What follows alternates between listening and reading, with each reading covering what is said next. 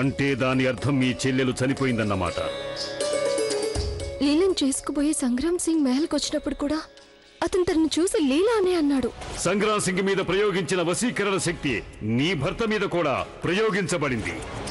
అసలు తను లీల కాకపోతే ఎవరే ఉంటుంది? ఆ సంగతి నేను కనిపెట్టి తీరాలి.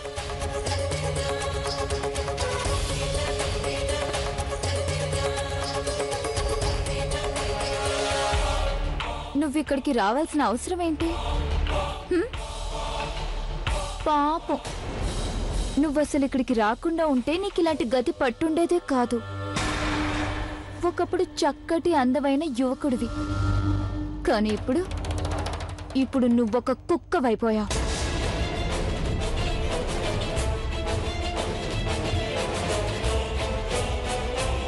కుక్కలా పడుండు.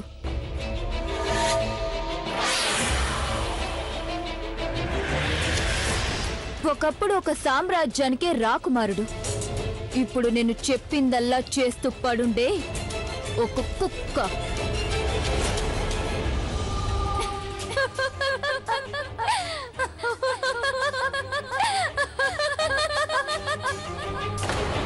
దీన్ని బట్టి చూస్తే ఆ మాంత్రికుడు చెప్పిందంతా నిజమే.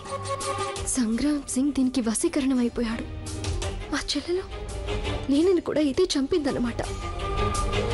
నమ్మకంగా పడుండే కుక్క, నేను ఎలా చెప్తే నువ్వలాగే నడుచుకోవాలి. నువ్వు కేవలం నేను ఎలా ఆడమంటే అలా ఆడాలి. ఆదాబ్ మల్లికా హింద్.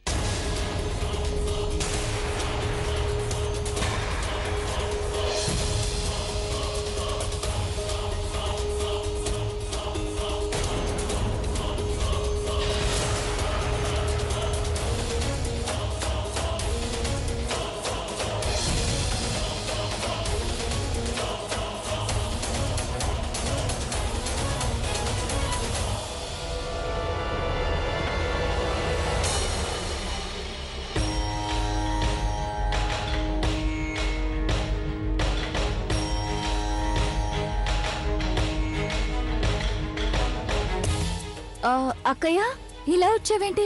ప్రణామాలు మల్లికా హింద్. ప్రణామాలు రాకుమారా. నేనైతే ఊరికే కబుర్లు చెప్పడానికి వచ్చాను లీలా. నువ్వు వేరే పనిలో ఉన్నావని, మీరిద్దరూ కలిసున్నారని తెలుసుంటే నేను అసలు వచ్చేదాన్నే కాదు. మీరిద్దరూ మాట్లాడుకోండి, నేను నిన్ను తర్వాత వచ్చి కలుస్తాను. అలాగే కానివక్క. ప్రణామాలు. ప్రణామాలు.